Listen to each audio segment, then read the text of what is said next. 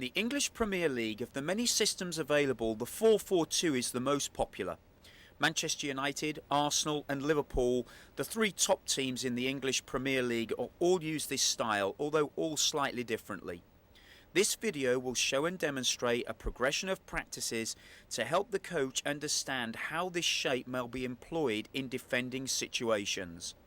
Many of the principles used are soccer principles and would apply whatever system was employed. However, the step-by-step progressions will give even inexperienced coaches the confidence to go ahead and use the 4-4-2 formation with their own players in an effective way. Most of the drills and exercises shown in this video will only include the actual players involved. This is for clarity purposes, so as not to clog the screen with too many players. To start with, all defending relies on the individual player and his ability to know when and how to tackle, to intercept, to delay and not to get beaten. If the player isn't a good individual defender, he will have difficulty no matter what the formation is. Beyond defending individually, the player needs to understand his role in the team's defending, when and how to mark and when to cover and fill space. We will therefore look at aspects of defending as a unit, starting with 2 defenders and building up to 4 defenders. In the first practice, X1 and X2 defend against O1 and O2. X1 plays the ball across and follows quickly to close down the space and prevent the receiver moving towards the end or target line. X1 should move quickly, watch the receiver's control in case a bad first touch allows a tackle. X1 should also force O1 inside towards the supporting defender, X2. The supporting defender should get himself in a position where he can see both the ball and the player he is marking. Play. In you go. Can you get in close to him? Can you get in close? Go on, can you get a tackle? Can you get in close? Can you get a tackle? Good. Can you get in close? Well done. Okay. One movement which needs addressing is how the defender copes if O1 and O2 cross over. The correct way for the defenders to deal with the crossover or overlap run is for the defender pressing the ball to back off and track the run of the overlapping player, and for the supporting defender to close in on the player in possession of the ball. The mistake often made here is for X2 to react by running directly behind X1 to track O2, leaving O1 with a clear space to exploit by beating X1. As you can see in this example, the supporting defender follows the run of the overlapping player, which allows the player with the ball to take his defender on 1v1 and exploit the space left by the supporting defender. The area between the attackers and defenders is now increased to 30 yards. This is designed to show the defenders how to cope with the added space and slow the forwards down. As you can see, once the ball is passed to the forward, the defender makes up ground quickly and presses the player in possession. The defender then slowly backs off by jockeying and forcing the player inside towards the supporting defender. Yes, Matt, play it in. Go on, run at him. Run at him, run at him. Good, good. Slow him up. Now you can start looking to win the ball. Can you get into the ball? Get into the ball. Get across. Okay, and rest. As you can see in this example, if the defender rushes in too fast at the player in possession of the ball, he is likely to get beat 1v1.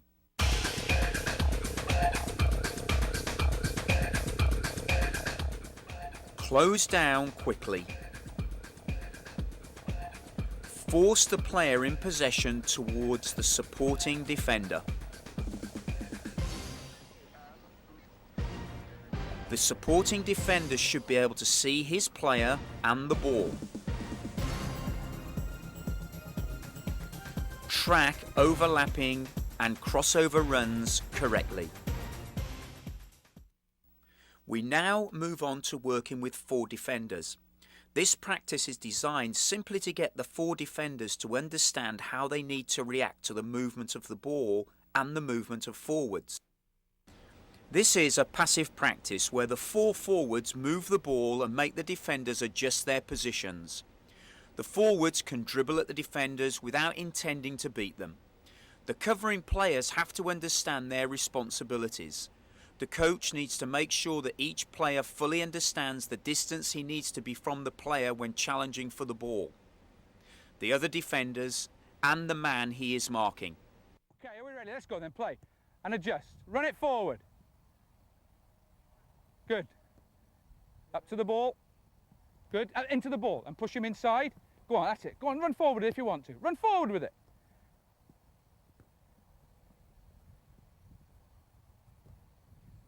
Good. And adjust back in the line. And on your way. On your way. Good. Good. Well done. Well done. As you can see, this is a passive practice. Although the forwards can dribble at the defenders, they are not attempting to dribble past them. At the same time, the defenders are not attempting to steal the ball. As the ball is moved from forward to forward, the defenders adjust their positions accordingly, taking into account the position of the ball and the player they are marking.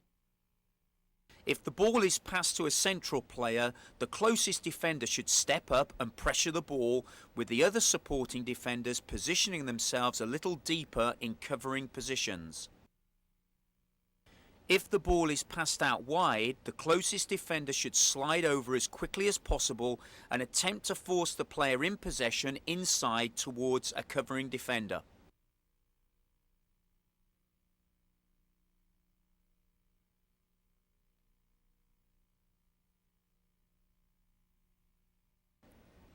In this example, X1 is in a poor position. He is pushed up too far on O1, leaving space behind him that could be exploited by a through ball.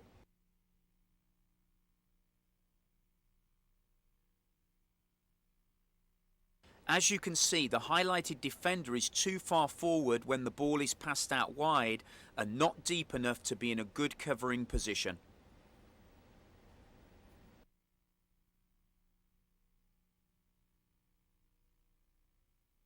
And play. Go on then, play. Play it out there. Good, adjust. Good. Get there. Go on, Brian. As this example shows, by the defender pushing up too far, it leaves a space behind him that is exploited by a through pass.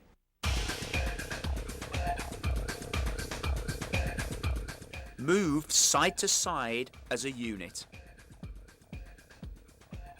Force the wide players inside towards the supporting defenders.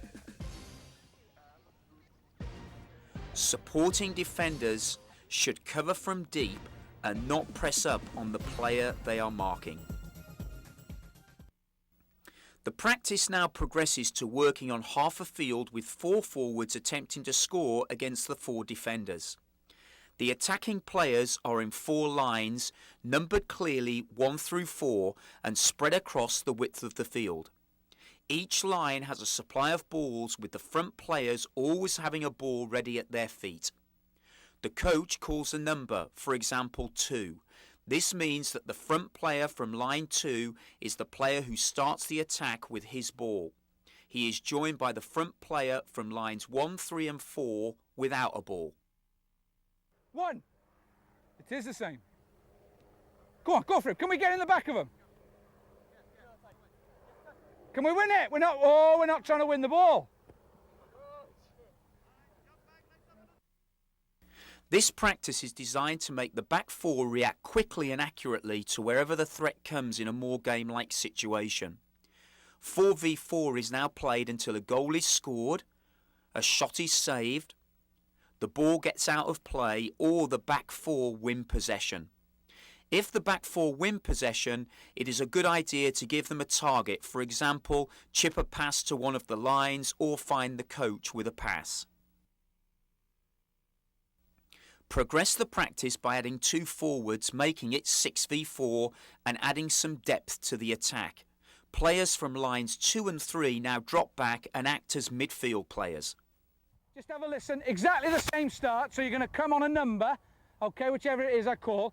But now, because we've got 2 strikers in, if you're coming from there, line 2 or line 3, you play as more as a midfield player.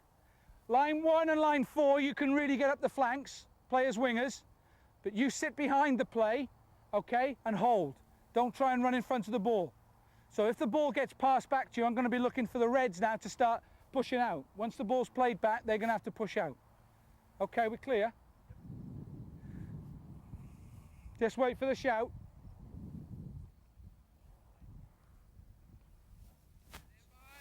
Don't forget you got the strikers if you need them. Okay, 3. Yeah, go on, play it into him. Good, good, and play.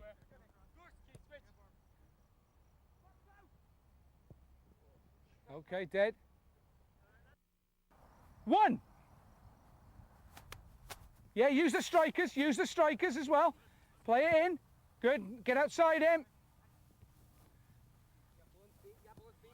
Good. Play it, good. Good, now get across together. Get across together, come in, Brian. Get across together. Okay, and relax, well done. Okay, 3, off you go. Yes, play it wide. Take him forward, go on, take him. Come up, play it in. Good, offside. The distance from the goal and the goalkeeper need to be explained to the players. If the back 4 drop too deep, they encourage shots. If they push too far up the field, as shown, they can be exploited by a through pass in the space behind them, which the goalkeeper cannot get to. The goalkeeper also has a role to play. If he is too far back near his goal line, he won't be in a position to reach and clear any through balls. However, if he is too far out of his goal, he could be beaten by a long-range shot over his head. These examples show how the back 4 can be exploited by a ball played over the top or a through ball into the space behind them. Go, play it first time, get it back. Good, go on, John. Go with him. Well done, the goalkeeper. Go, play it first time, get it back. Good, go on, John. Go with him. Well done, the goalkeeper. A further progression in this functional practice is where 2 midfield players are added to assist in the defending. The coach controls the start of the practice by playing a ball to any of the attacking players. The defenders must then quickly organise their shape. This is a great practice where the coach can stop the game at any time and just look at each defender in turn to make sure they know their responsibility and that they are in the correct position. This is a good practice for the coach to look at each defender in turn and make sure they understand their roles and positioning.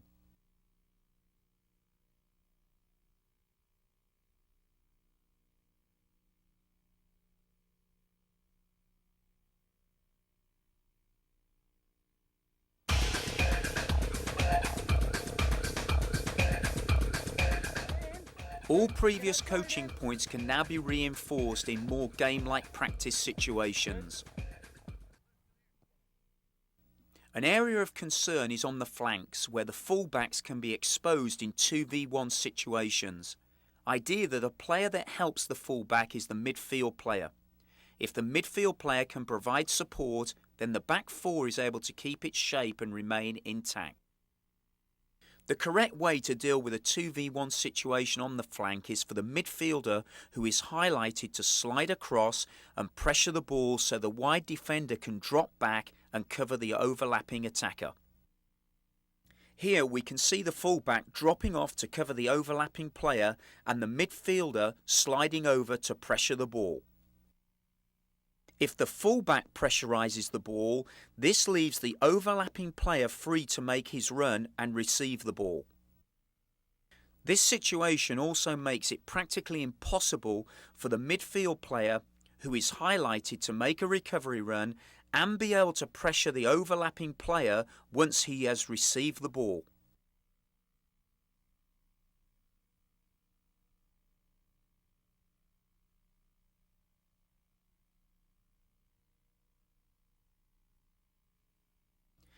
If the midfield player isn't in a position to run back and help the fullback, then the inside central defender needs to be ready to move across. This should produce a chain reaction where the other central defender and the opposite fullback also slide over to adjust. Okay, let's go, yes. Play it, yes, go on Josh. Good, well done. Good. And they're tight. That's okay. As you can see, when the ball is played out wide and the fullback moves wide to cover the overlapping player, the central defender slides over to press the player inside with the ball, and the right fullback slides over and marks the other forward. What is vital is that the fullback does not allow the overlapping player to go free. Such an action turns the whole team and causes confusion. It is impossible in this situation for any defender to adequately cover this run and prevent a cross going into the box.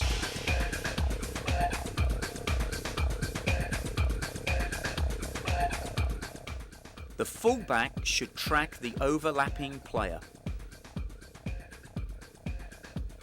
Ideally, a midfield player should slide over and engage the player in possession. If a midfield player isn't close enough, the central defender should slide over and engage the player in possession. If the central defender slides over, so should the other central defender and the opposite side fullback. It is critical that the back four play together as a unit. In this example, 09 makes a bad run into space A before 011 passes the ball. X2 has the option to maintain his position and stay level with X3 and X4. Doing this, he allows 09 to run past him, as 09 will be in an offside position when the ball is passed to him. It is important that the back three defenders communicate, hold their line together and stay level. They should understand that it is okay to allow the attacking players to run past them as long as the ball is still in front of them and hasn't yet been passed. As you can see from this side angle view, if the defenders hold their line and allow the attacking player to run past them, he is a good 6 to 10 feet offside when the ball is passed. In this example, X3 and X4 are not in a good position as they are deeper than X2.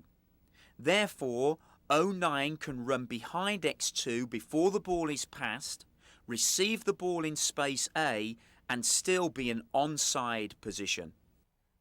Okay, yes, play it. Good, go on in through. Shoot. Okay, finish it off. As you can see, if the supporting three defenders don't communicate and stay in a line, it makes it easier for the attacking team to run behind the defenders and find holes where they can receive passes behind defenders and still be in an onside position.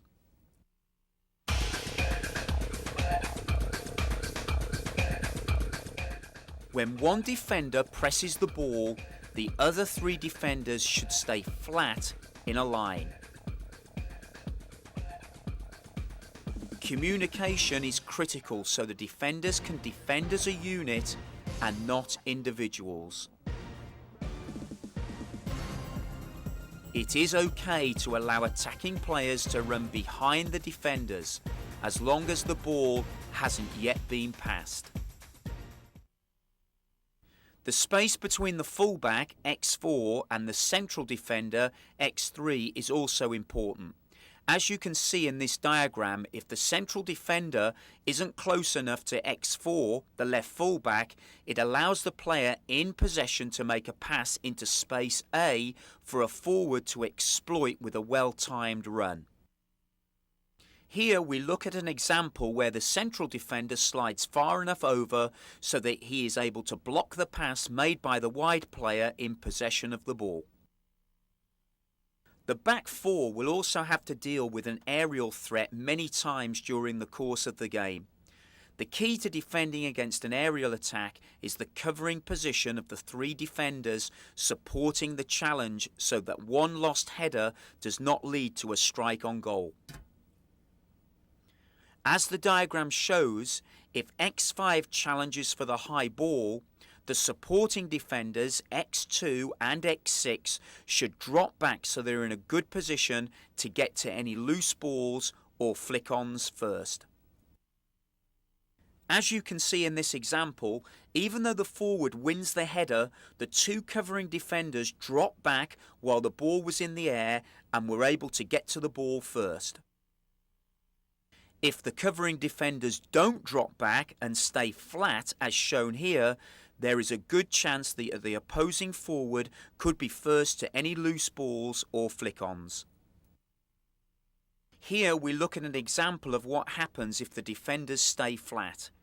As you can see, the forward wins the header and another attacking player is able to beat the defenders to the ball, and a goal-scoring opportunity is the result. One other common problem with aerial challenges is for defenders to go for balls outside of their zone. In this example, X3 has decided to move inside to challenge O10 ahead of X6. This leaves a big space in which O7 now finds himself. If X3 wins the header, then they may just get away with it. But if O10 is able to flick on towards O7, then this could cause problems since X6 would have difficulty getting across to cover O7. Let's look at an example of what can happen if defenders move to challenge for headers out of their zone. As you can see, the left fullback decides to challenge for the high ball. This should have been challenged for by the nearest central defender. The forward wins the header and the wide attacking player now finds himself unmarked and has a free run at goal.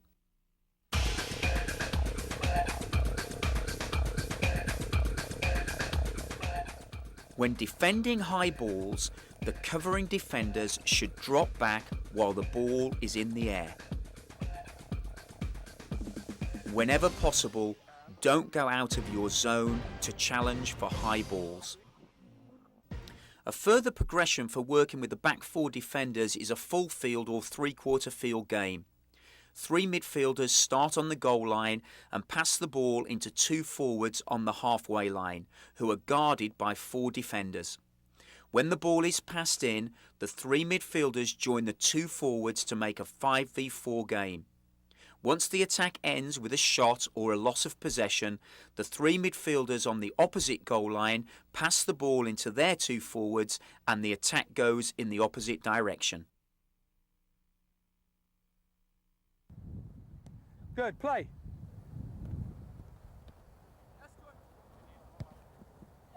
Good, play.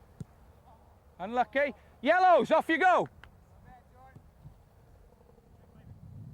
Good. And play.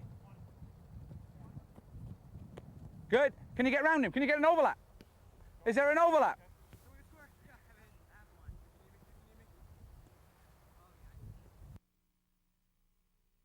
And play. Clip it in. Good. Play.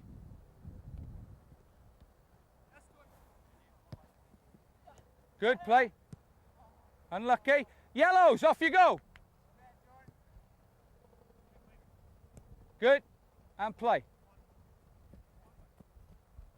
Good. Can you get round him? Can you get an overlap? Is there an overlap?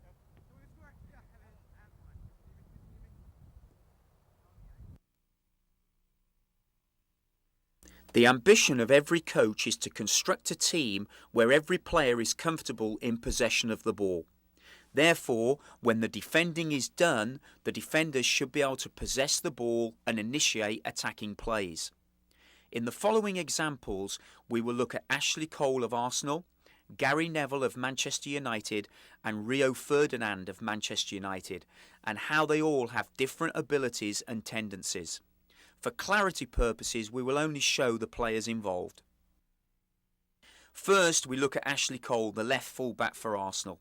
Cole has an appetite to go forward and make runs with and without the ball. The highlighted player represents Ashley Cole. As you can see, when he makes his attacking run, the central defender slides over into the left full-back position and the central midfielder drops back into the central defender position to keep the back four intact. Manchester United also have full-backs with the freedom and the appetite to go forward. In this example, we will look at the right full-back Gary Neville and how David Beckham creates space for Neville's attacking runs. The highlighted player represents David Beckham. Watch how his run inside takes his marker with him, leaving room for the right fullback, representing Gary Neville, to make his forward run. Sometimes the player marking Beckham will stay to block the run of Gary Neville. This then leaves Beckham free to receive a pass and continue the attack from the middle of the field. As you can see, as Neville approaches with the ball, Beckham makes the same run inside, but his marker stays wide to block the run of Neville. This leaves Beckham open to receive a pass from Neville. Central defenders also have opportunities to attack. In this example, we look at what happens when Rio Ferdinand of Manchester United chooses to make an attacking run between the space of the two opposing forwards.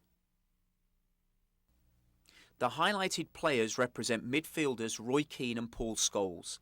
As you can see, when Ferdinand starts his attacking run, Keane and Scholes move wide and forward, taking their markers with them. This then creates space for Ferdinand to exploit with his attacking run. Of course, if either of Keane's or Scholes' markers choose to engage Ferdinand, this will leave them open to receive a pass. The basics of defending with the midfield four are the same as with the back four and can be practiced using the same practices as shown earlier in the tape. Once the coach is confident that the back four defenders are sure of their roles, he can start to work with the two central midfield players. It is important that the two central midfielders, X8 and X6, work together as a unit.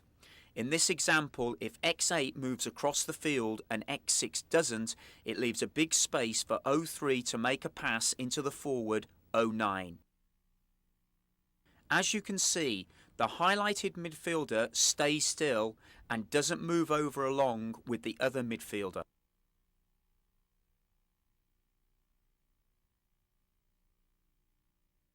If the central midfielders don't move together and work as a unit, it leaves gaps for the forwards to receive passes.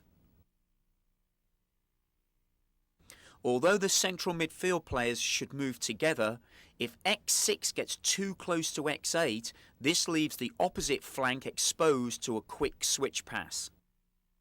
Let's look and see what happens if the two central midfielders get too close together.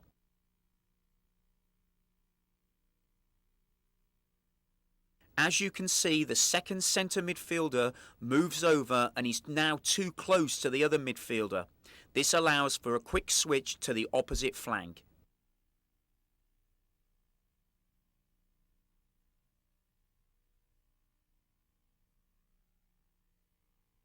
Ideally, X8 positions himself to block a pass to 09. At the same time, he accepts that a pass can be made to 011. If that happens, X2 closes in on 011 and X8 slides over to support.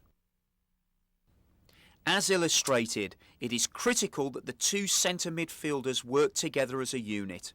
If they do so, it denies space for passes into the two forwards.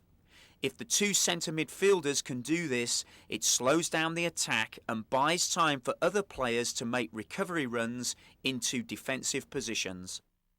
Play it. Good. Can you win it? Good, you've won it. Okay. These situations can be practiced in an 8v6 game, as shown in the diagram.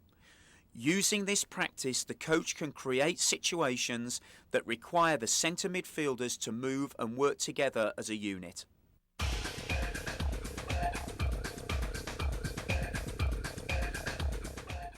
The two centre midfielders should work together as a unit and move side to side. They should not get too close together or too far apart. The practice can now be progressed by adding two wide defending midfielders and two attacking centre midfielders for a 10v8 game. Special attention can be given to the midfield four as a unit. Again, this is a good opportunity for the coach to stop the practice at any given time and ensure that each midfielder is correctly positioned and understand their role. When the attacking team has possession on the flank, the wide defending midfield player should try to force the ball inside. Forcing the ball inside means that the ball is usually played in front of the midfield four so they can defend and possibly gain possession of the ball. Okay, and play. Come on, game speed then, in. Yes. Come on, Eric. Come to him, Eric. Good. Go on, Eric. Win it. Good. Forcing the ball to be played inside allows the defender X3 to stay in position. If the ball is allowed to be passed wide to 07, as shown here, the defender X3 has to move forward to defend the ball, which then allows for a forward to exploit the space left by X3. If the ball is allowed to be passed down the flank, it can cause major problems for the defenders.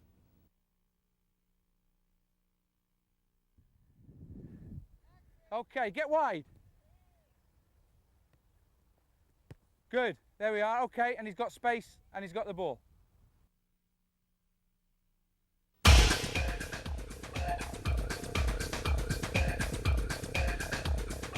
Wherever possible, the ball should be forced inside and not allowed down the flanks. To help understand the different responsibilities of the midfielders and how and who they should cover for, the coach can employ the following practice for his players. In this practice, the coach designates one of the midfield players as the out-of-position midfielder and has him stand next to him. In this example, X11 is the midfield player out of position. The coach then starts the practice off as before, but holds X11 until the ball is in play for a second or two. By starting the practice down the right side of the field, X11's defending side, the coach now can work with the remaining midfield players on how to cover for their out-of-position colleague. As you can see, when the coach passes the ball wide, the two central midfielders slide across, as does the opposite side midfield player, X7. Therefore, when the coach releases the midfield player, he slots in on the right side of the midfield four.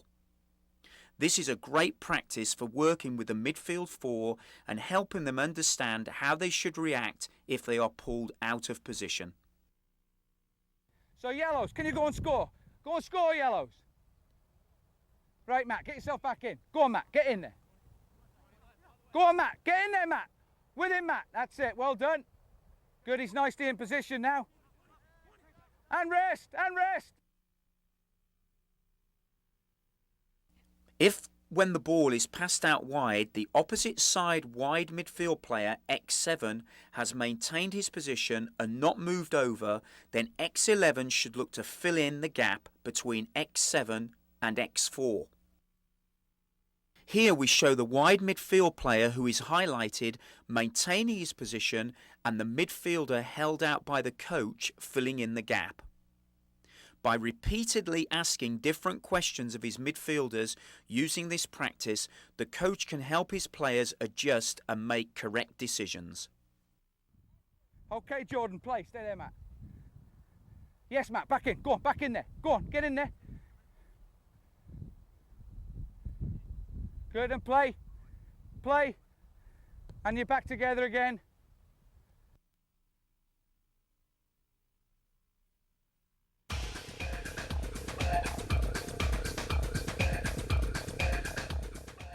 The recovering midfielder should choose the correct gap to fill when making his recovery run. We will now look at the German international and Liverpool midfielder Dietmar Hamann and his ability to read and react to balls played into the forward's feet. Quite often, Hamann is successful at reading and intercepting passes played into the forwards as shown in this diagram. The player representing Hamann is highlighted. Look and see how he reads the pass and is able to intercept the pass.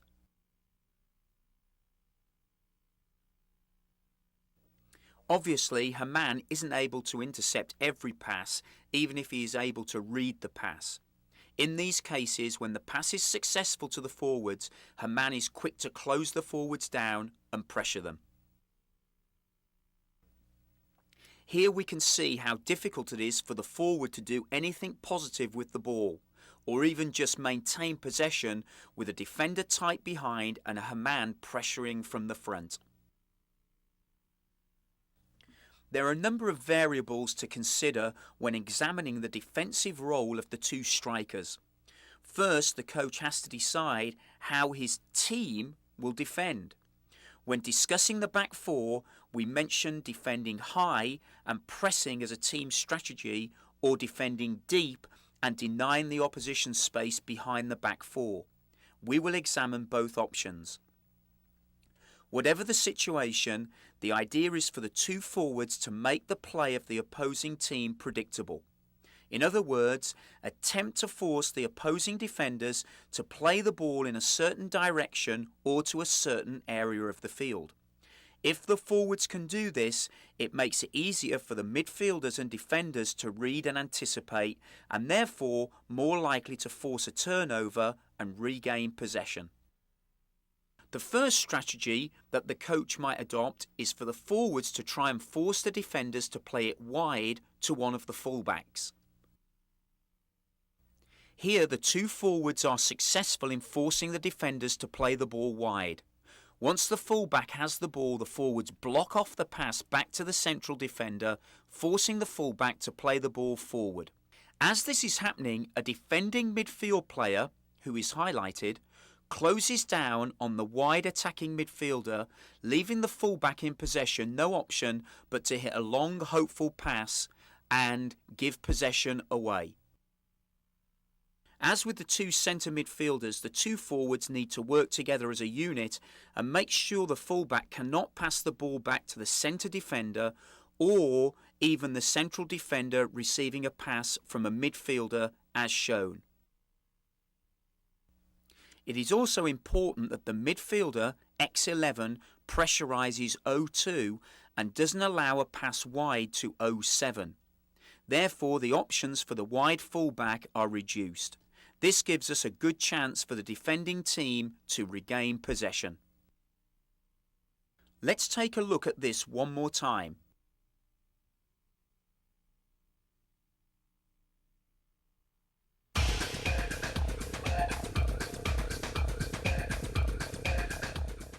Force the ball wide to the fullback.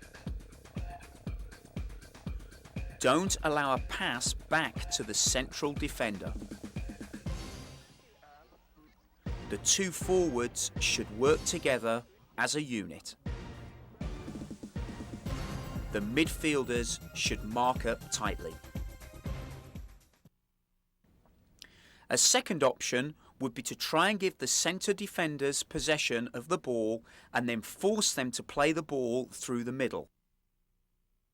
When the wide defender receives the ball, the forward should block forward passes and force him to play it back into the middle to one of the central defenders. As soon as the central defender has possession, the two forwards should pressure from each side in a pincer movement and force the centre defender to play up the middle. In both these examples, it may not be the strikers who directly win the ball. What they do achieve, however, are limited options for the players in possession, and this greatly assists team defending.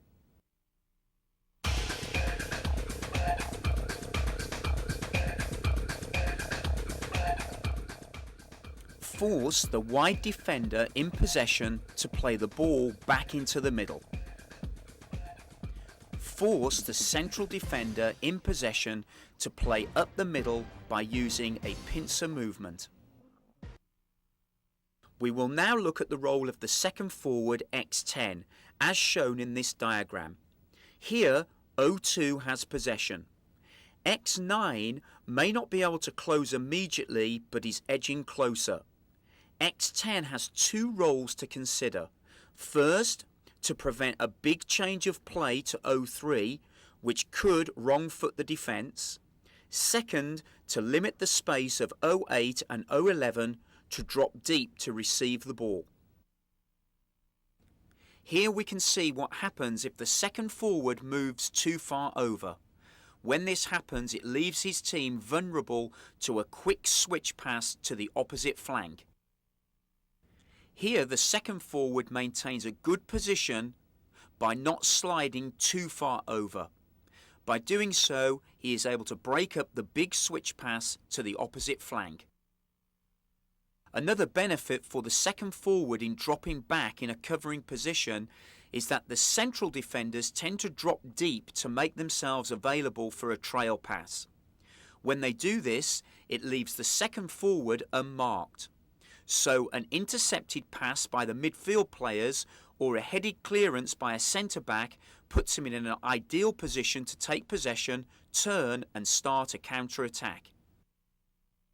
We can now see this in action as the midfielders regain possession and pass quickly to the unmarked forward, who then starts a quick counter-attack. A great practice to teach your team the basic positions of the 4-4-2 formation is the one shown here. 3 attacking players pass the ball side to side and the defending team moves and adjusts their positions accordingly. The practice is done on a half field. The 3 attacking players are not trying to dribble past the defending team and the defending team is not attempting to steal the ball. As the ball is moved around, the defending team move and keep their shape. Good, play it again. Shift across.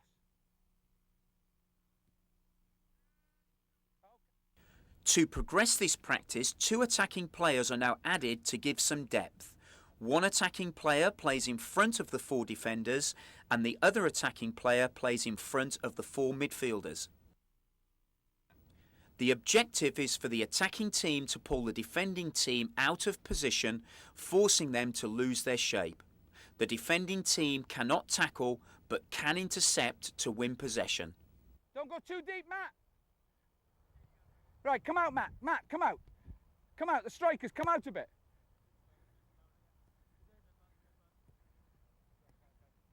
Can we play into a, can we get it into the striker? We can't get it in there at the moment. That's good.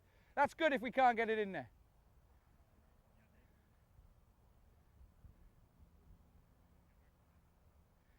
Out again. Bring them out. Bring it out. Bring it out. Bring it out. Come on, Reds. Out you come. Good. Can we switch it? Hold your ground, Jordan. Hold your ground. Move it again. Jordan, deeper.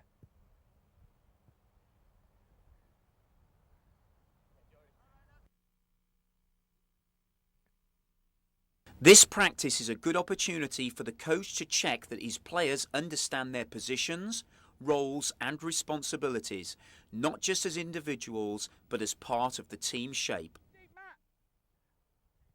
Right, come out, Matt. Matt, come out. Come out, the strikers, come out a bit.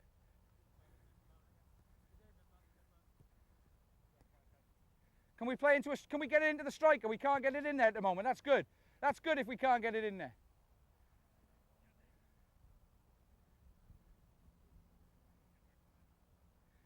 Out again. Bring them out. Bring it out. Bring it out. Bring it out. Come on, Reds. Out you come. Good. Can we switch it? Hold your ground, Jordan. Hold your ground.